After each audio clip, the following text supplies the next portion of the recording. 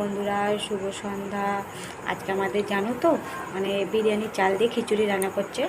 বিরিয়ানি চাল দিয়ে খিচুড়ি রান্না করলে মানে কি বলবো, খুব খেতে সুন্দর হয়।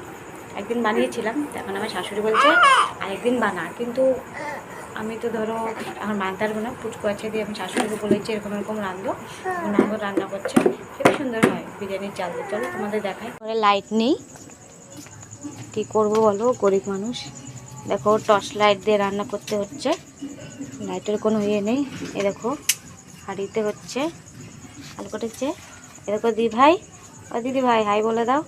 গরম লাগে, হাই মাই কইতে পারো না। আগো গরম লাগছে তো। ভিতরে কি কি দিয়েছো গো, কি কি দিয়েছো দেখো, চালটা দেখাও, বিরিয়ানির চালটা। এই দেখো চালটা দেখো, বিরিয়ানির চাল আছে, মুগ ডাল আছে, আলু আছে। মঙ্গলবার নিরামিষ। আজকে নিরামিষ, মঙ্গলবার, এর জন্য মুসুর ডাল দেয়।